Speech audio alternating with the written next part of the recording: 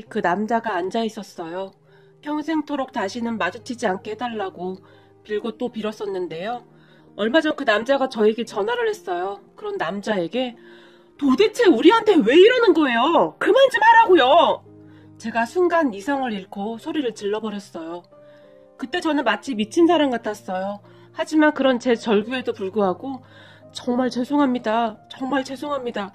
저도 다시는 연락 안 드리려고 했는데 얼마 전에 우리 어머니가 돌아가셨어요.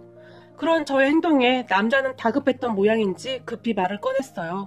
그래서요. 지금 저보고 당신 어머니 장례식이라도 참석해달라는 말인가요? 도대체 우리한테 왜 이러는 거예요? 그만 좀 하라고요. 제가 순간 이성을 잃고 소리를 질러버렸어요. 아닙니다. 장례는 이미 다 끝났는데요. 우리 어머니가 뭐를 좀 전해달라고 하셔서요. 그래서 이렇게 염치불구하고 전화를 드렸습니다. 그 순간 남자가 덜덜 떨고 있는 것이 느껴졌어요.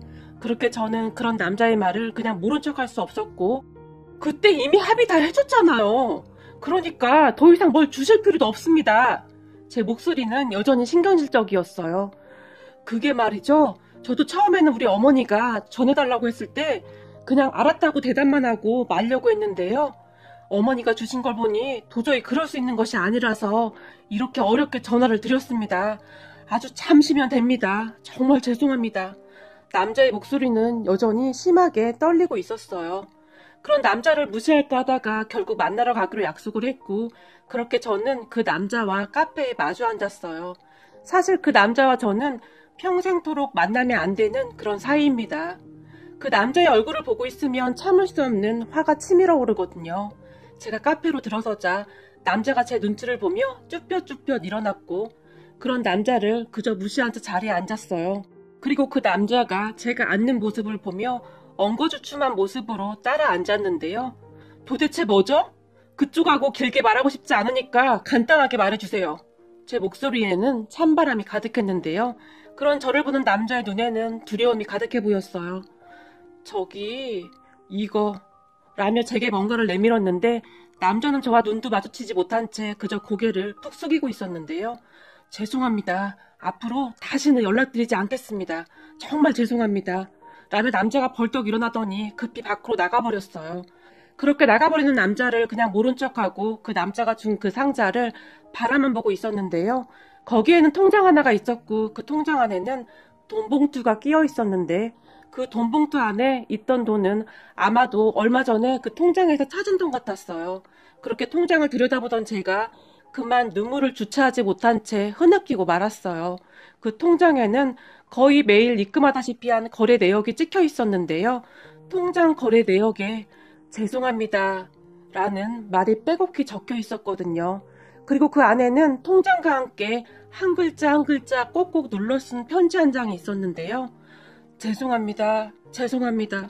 너무 큰 죄를 지어서 감히 드릴 말씀이 없습니다. 정말 죄송합니다. 정말 죄송합니다. 라는 말만 빼곡히 적혀 있었어요. 글씨를 어찌나 또박또박 눌러서 쓰셨던지 가슴이 아려올 정도였어요. 그 통장에 있는 글자와 편지를 보며 제가 한참 동안을 눈물만 흘리다가는 잠시 후 그 남자에게 전화를 했어요. 여보세요? 남자가 전화를 받았고 그냥 그렇게 가버리시면 어떡해요? 이게 뭔지는 설명해 주셔야죠. 그때쯤은 제 목소리가 많이 누그러져 있던 상황이었어요. 저기 그게 말이죠. 우리 어머니가 시장에서 야채를 파셨는데 야채 팔아서 번 돈 중 일부를 매일같이 그렇게 모으셨더라고요.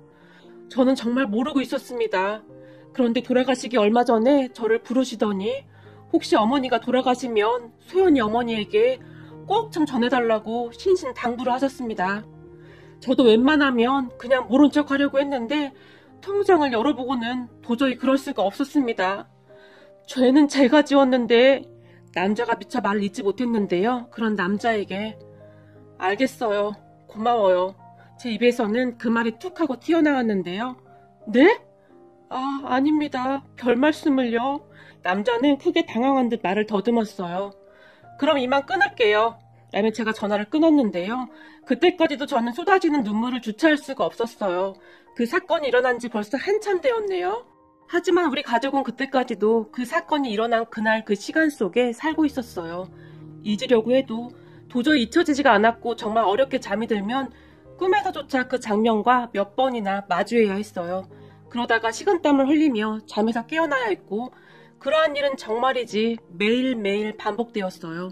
한마디로 우리 가족은 매일매일을 지옥 속에서 살고 있었다고 보시면 될 것 같아요. 그날 제가 우리 딸을 태우고 학원에 가던 중이었는데요.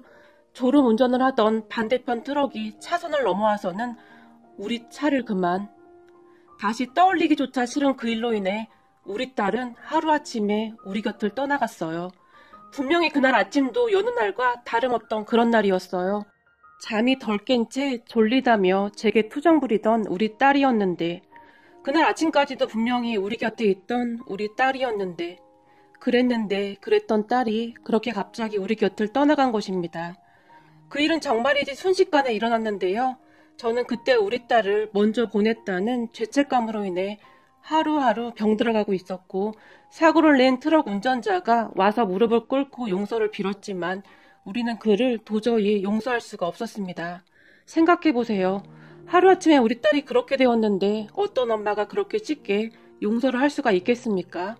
그 사람이 우리 딸 장례식장에 왔을 때도 우리 딸 살려내! 당장 살려내라고! 제가 소리를 지르며 그 사람에게 제가 할 수 있는 악담이란 모든 악담은 다 쏟아내며 매몰차게 돌려보냈습니다. 그 뒤에도 그 남자는 우리 집 앞에서 무릎까지 꿇고는 빌고 또 빌었어요. 하지만 저는 성인군자가 아니었기에 그 남자를 도저히 용서할 수가 없었습니다. 자식을 그렇게 만든 사람을 어느 누가 감히 용서할 수가 있겠습니까? 남자는 그렇게 매일 찾아와서 빌어댔고 저는 그런 남자에게 갖은 모든 소리를 하며 쫓아버렸어요. 그러던 어느 날은 찬물을 끼얹어버리기도 했고 또 어느 날은 소금을 뿌려버리기도 했어요. 너 같은 인간 때문에 우리 딸이 왜 그렇게 됐어야 하냔 말이야. 한 번 더 내 눈앞에 나타나기만 해봐. 제가 소리를 질러댔고 괴로움을 이기지 못한 남자도 통곡하며 울었어요. 그러던 어느 날, 여보, 우리 그냥 합의해주자. 남편이 무거운 표정으로 조용히 입을 열었어요. 뭐? 합의? 당신이 그러고도 아빠야? 그 인간이 우리 딸을 어떻게 했는데? 뭐? 합의? 합의 같은 소리 하고 있네. 당신 그 인간한테 합의해주기만 해. 난 당신이랑 바로 이혼할 거야. 제가 남편의 등을 마구마구 밀쳐대며 울어댔어요. 그런 제게 남편은 여보, 그 사람 마누라도 없이 혼자 아들을 키우고 있대. 우리 그냥 합의해주자. 우리가 합의를 해준다고 해서 그 사람을 용서해주겠다는 게 아니야. 그치만 그냥 산 사람은 살아야 하잖아? 그 사람 아들은 뭔 잘못이겠어. 남편이 애원하다시피 말을 했어요. 하지만 저는 그럴 수가 없었어요. 왜 제가 그 사람 아들까지 신경 써줘야 하는 거죠? 우리 딸은 그렇게 됐는데 말이죠. 그때 당시 제 심정은 그랬어요. 그러다 어느 날 그 사람의 어머니가 우리 집에 찾아왔고 우리 앞에 무릎을 꿇고 빌어댔어요. 잘못했습니다. 잘못했습니다. 라는 말만 하며 통곡을 했는데요. 당신들 얼굴 보면 우리 딸 생각나서 너무 힘드니까 제발 좀 나가주세요. 지금 안 나가면 경찰 부르겠습니다. 제가 그 사람의 어머니를 노려보며 말을 했어요. 잘못했습니다. 잘못했습니다. 그 사람의 어머니는 그렇게 빌어대다 결국 돌아갔는데요. 그러던 어느 날 여보, 우리 그냥 합의해주자. 지금 우리가 이러는 건 착한 우리 딸이 원하는 게 아닐 거야. 우리 딸이 얼마나 착했어? 그 착한 아이 마지막 가는 길 편하게 가게 해주자. 라며 울면서 애원했어요. 그런 남편의 끊임없는 설득에 결국 우리는 합의를 해줬는데요. 물론 저는 그 남자를 절대 용서한 것은 아니었어요.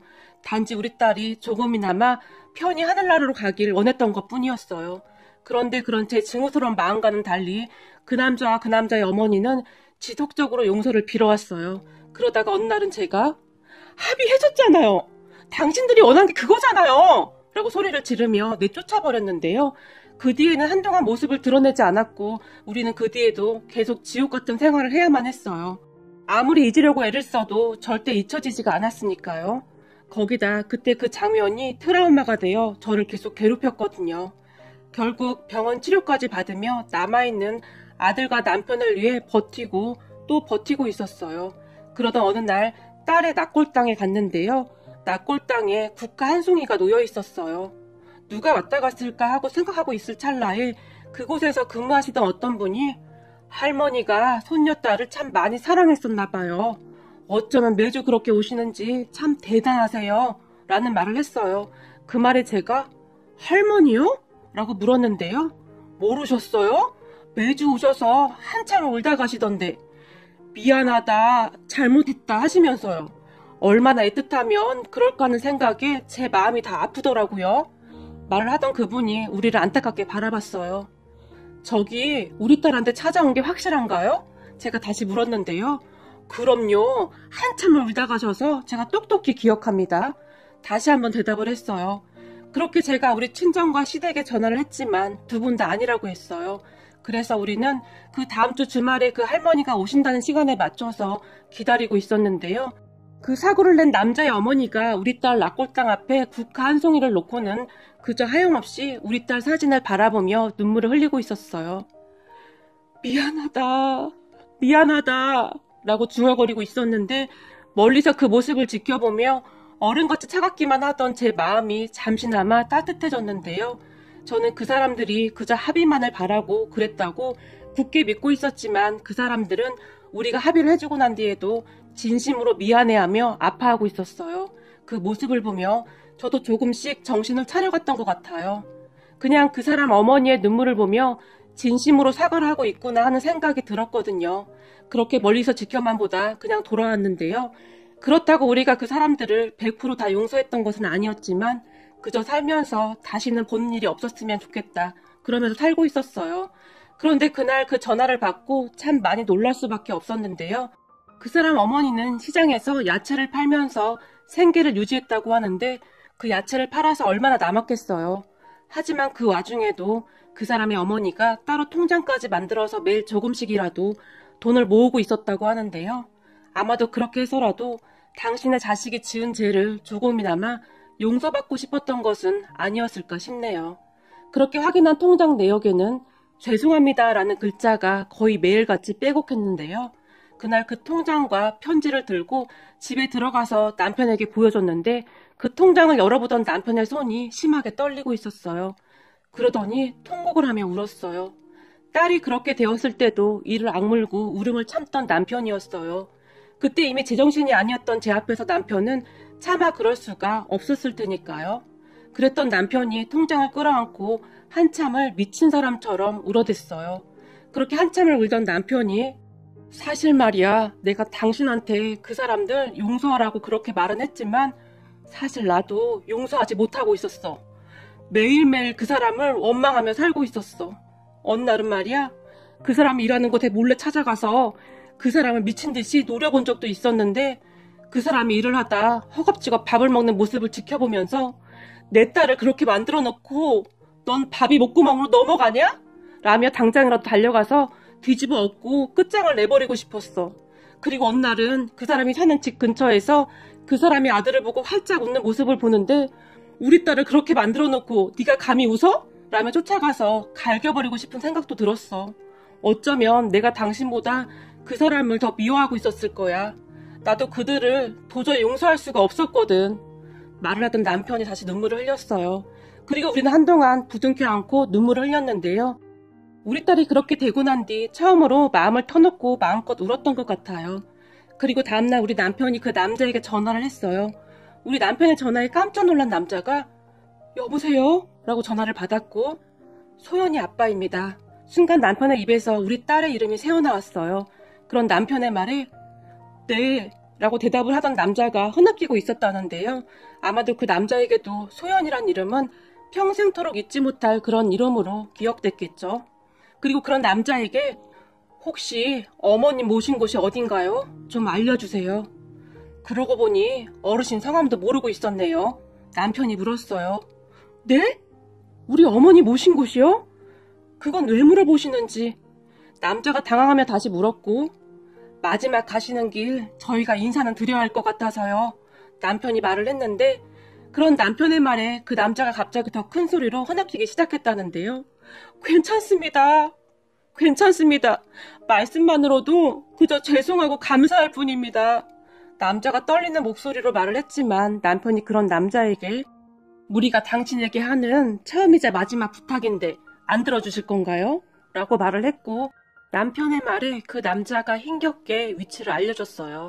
그리고 그 주 주말 그 남자가 알려준 그곳으로 찾아갔는데요. 그곳에 그 남자가 먼저 와서 기다리고 있었어요. 통화할 때 언제쯤 갈 거냐고 물어봐서 토요일 날 갈 거라고 했다는데 그 남자가 밖에 서서 우리를 기다리고 있었어요. 그런데 도대체 언제부터 기다린 것인지 남자의 얼굴과 손은 추운 날씨로 인해 새빨개져 있었어요.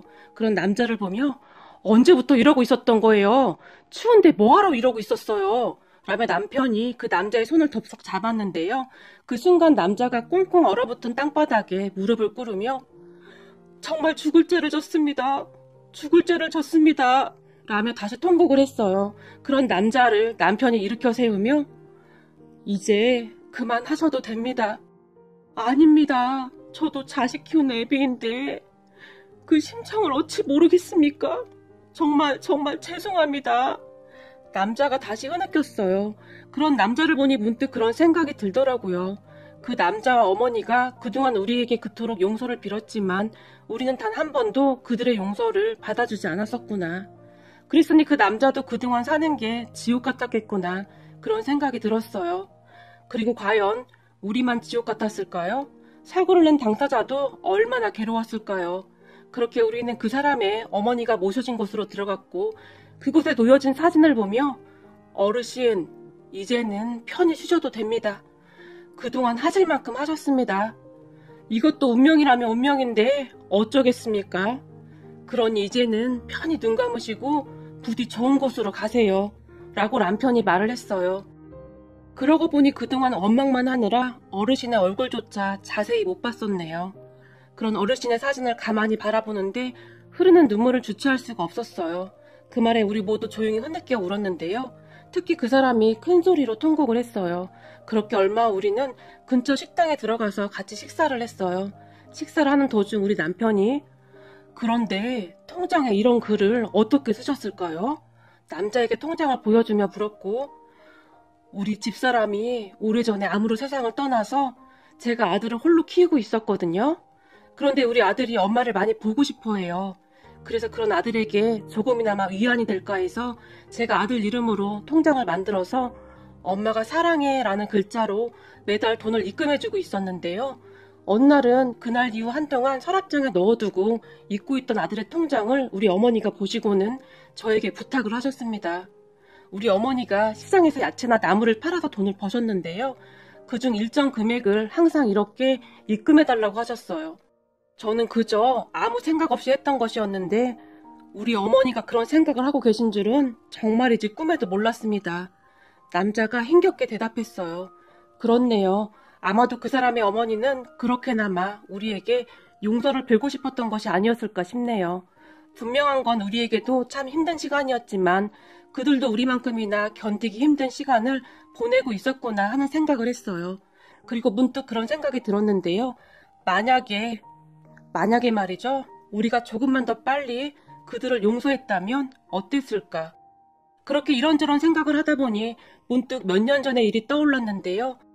우리 딸을 떠나보낸 지 얼마 뒤 너무나 괴로워하는 저를 보며 우리 엄마가 신부님을 한 분 모셔왔었는데요. 그 신부님이 제게 말씀하시기를 어렵겠지만 용서만이 서로의 상처를 치유할 수 있는 유일한 방법입니다. 신은 우리에게 용서할 수 있는 용기를 주셨습니다. 부디 용서하십시오. 그리고 이제는 조금이나마 편안해지십시오. 라는 말을 했었는데요. 그때 당시에는 제 아픔이 너무나 커서 그 말이 가슴속에 크게 와닿지 않았었지만 지금 돌이켜보니 그 신부님의 말이 맞다는 생각이 드네요. 물론 지금도 우리는 정말 많이 힘이 듭니다. 우리 소연이를 생각하면 여전히 아프고 슬프지만 그럼에도 불구하고 우리는 그들을 용서할 수 있는 용기를 내보려 합니다. 용서만이 서로의 상처를 치유할 수 있는 유일한 방법이라는 그 말을 한번 믿어보려 합니다. 부디 우리 가족과 그 사람 그리고 세상을 떠난 그 사람의 어머님이 이제는 조금이나마 평안해지기를 간절히 희망해 봅니다. 마지막으로 우리 딸 소연아, 너무너무 보고 싶고